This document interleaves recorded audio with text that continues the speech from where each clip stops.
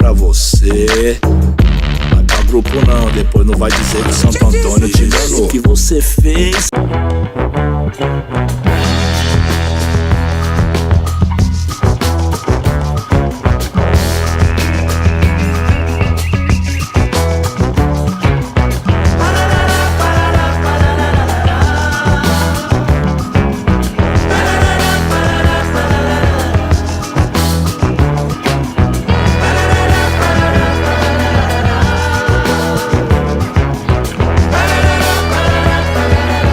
Como eu disse anteriormente, quando eu escrevo para teatro, a expectativa é a montagem, não é?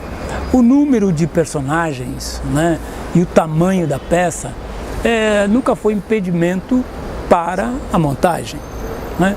Mesmo porque isso é uma questão de produção.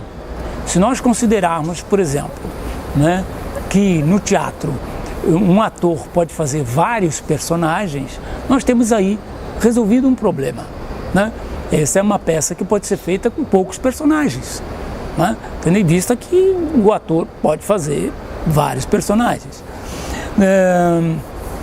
Acho que essa é uma peça que eu acho que a dificuldade maior dela é o entendimento do seu fazer, né? Porque ela é uma farsa que farseia o gênero farsa. Então, como diz a Moema no prefácio, é uma farsa da farsa, enquanto gênero. Por quê? Porque, em geral, a farsa nasce como uma peça curta, com poucos personagens, que intermediava aquelas grandes montagens ligadas ao ensinamento dos evangelhos, né? Então, na Idade Média se faziam grandes peças que duravam dias para se ensinar os evangelhos, o evangelho, ou seja, então, no entremeio, para não cansar o público, então se colocavam umas peças curtas chamadas farsas. E o que acontecia? A farsa era o momento da liberdade. Era o momento em que os atores procuravam fazer graça, em que os atores ficavam livres para improvisar, né?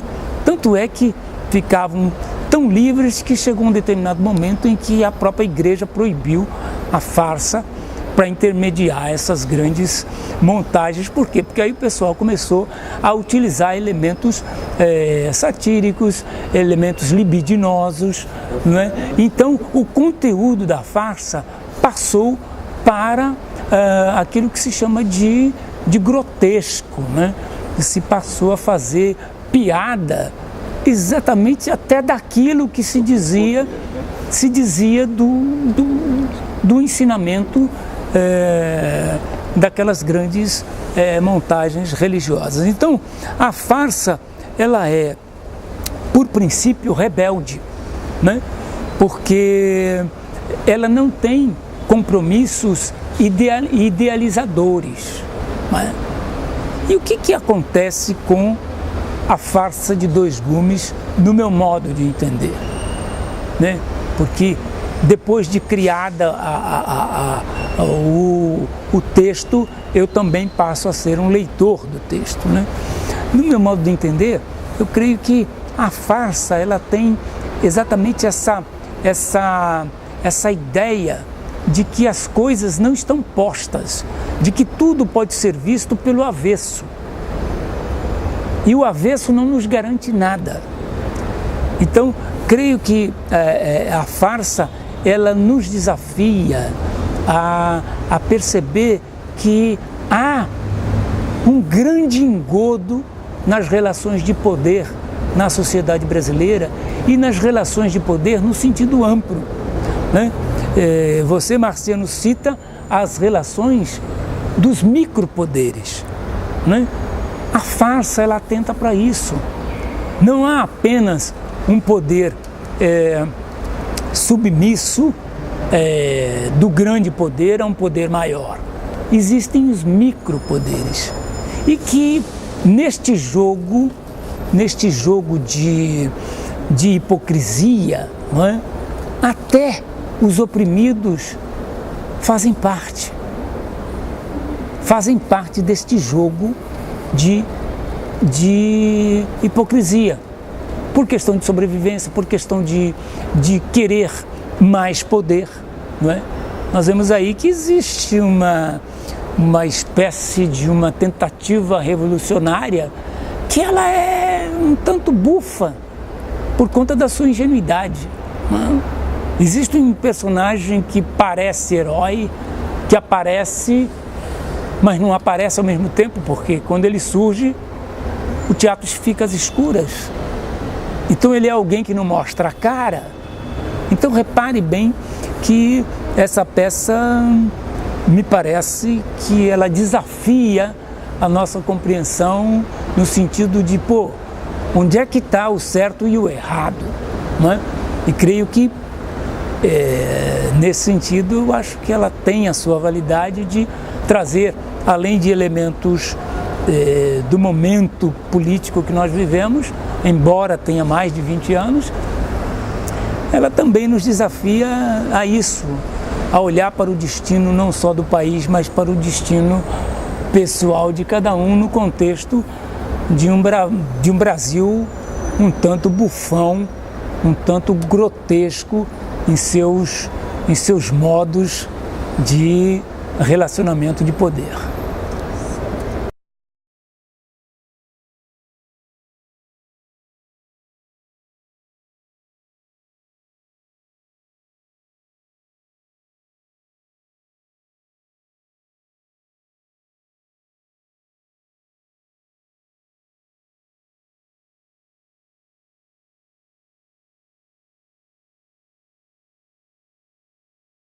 É preciso considerar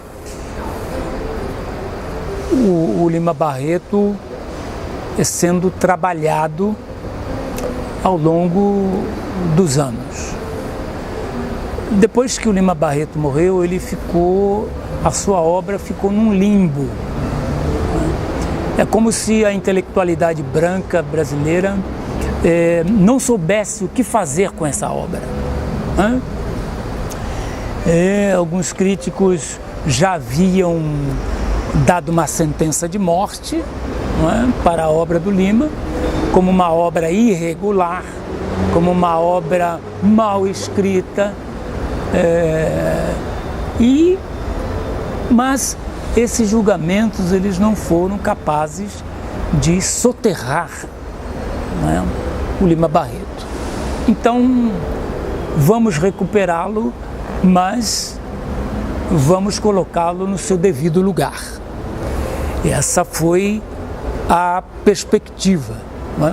Vamos enfatizar, portanto, o lado da sua biografia, ou seja, o lado que vai desqualificá-lo como um alcoólatra e também como um indivíduo louco, ou seja, alcoolismo e loucura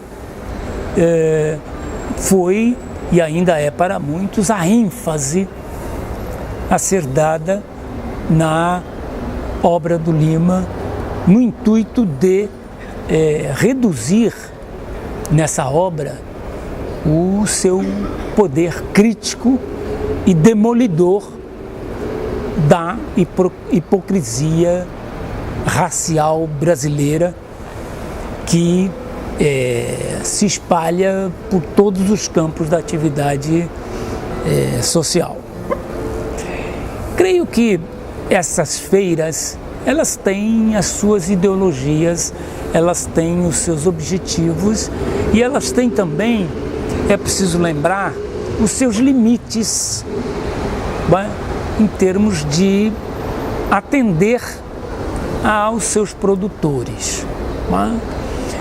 Toda a produção de evento, ela tem essa amarra, não é, com o discurso do produtor.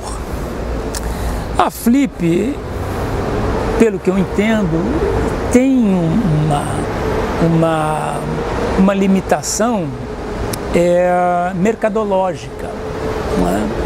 Ela está ligada, portanto, às grandes editoras que, por sua vez, procuram enfatizar, sobretudo, a literatura estrangeira.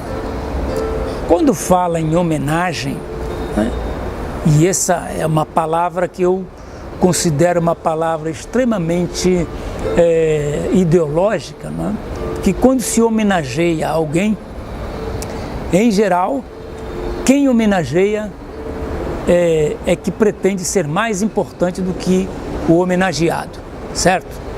Então nós vamos ter certamente uma exposição maior dos homenageadores do que do homenageado.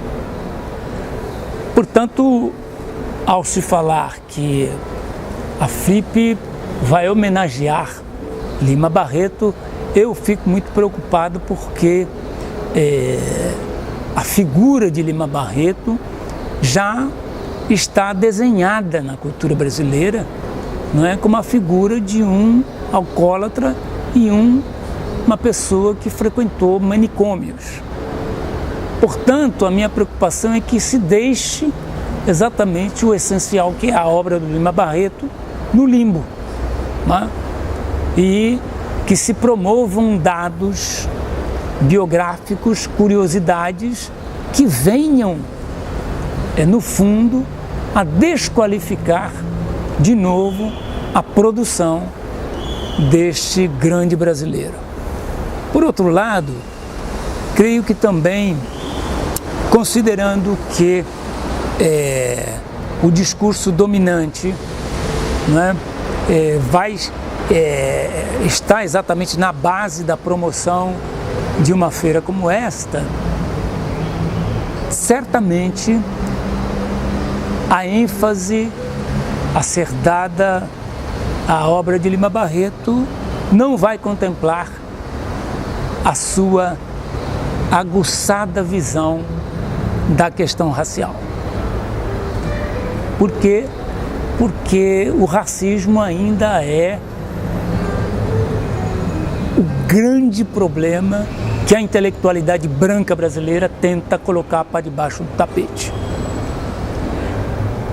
Essa intelectualidade branca que opera neste sentido, ela já percebeu que o racismo é uma pedra muito grande que não cabe debaixo do tapete de forma a não ser percebida. Então hoje me parece que a questão é tentar pulverizar esta pedra no sentido de relativizar o mais possível e utilizar o Lima Barreto para isso, ou seja, utilizar a obra do Lima numa visão